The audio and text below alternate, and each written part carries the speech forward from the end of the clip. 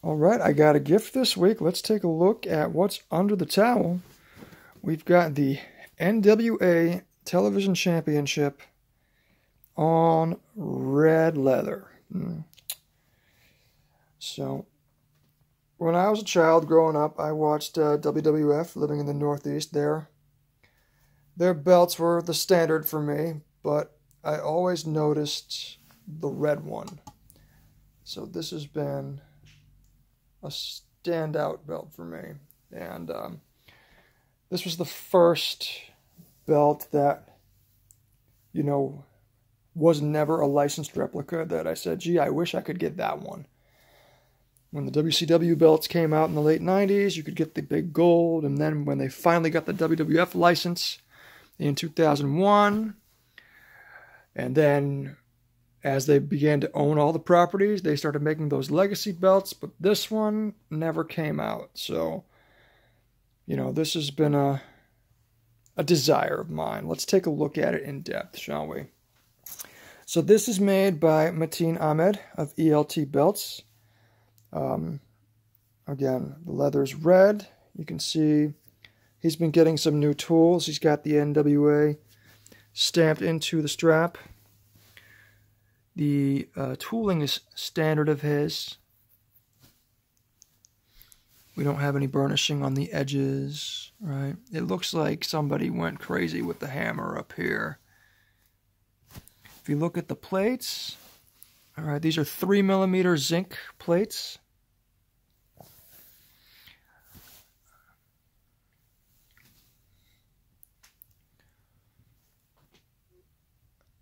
I've got some kind of blemish here. I don't know if that's rubber cement but it doesn't come off easily, and I don't want to screw it up because I already messed up the paint on one plate that you'll see pretty soon here. Yeah, so right here on the satellite dish, we've got, I did that trying to take a mark off. I screwed up the paint job, but if you look carefully, you can see that this wasn't painted cleanly. It's been kind of doctored up a couple times. Looks great from afar, so when it's on display, it's perfect. Same situation here with the etch on the corners. And this has the NWA logo plate. That was a nice little addition. I didn't ask for that. Over to the snaps. So let's talk about the good and bad of it, okay? First, I'll start with the good. Materially, this is a very nice, soft piece of leather. Probably one of the softest belts I've had. And the tooling is middle of the pack. It's got the border, it's got nice definition to it, but it's cookie cutter, and it's not burnished. You look at the backing here, black backing. All right, so the negative part about the leather is you can see the main plate is curved, but if you look right here, there's that little, you kind of saw it for a second. The leather wasn't punched right in order to be mounted to the plate. So the plate is curved, but the leather is flat across the back. You really can't photograph that very well, but you can see, let me see if you can hear it. So there's a space there. It's not flush against the plate in the back. It's actually straight across, and the plate is wrapped around it. So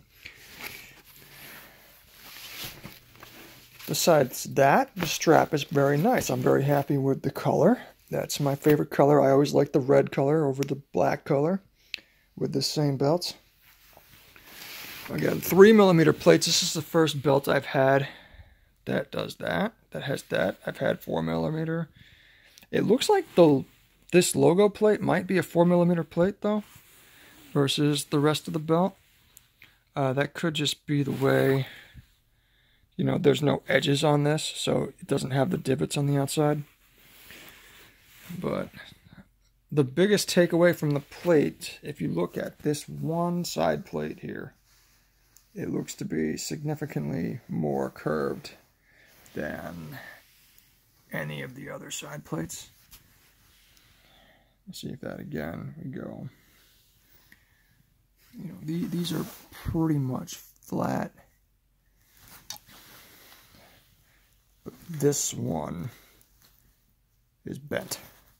Not bent, but you know, it's noticeably a different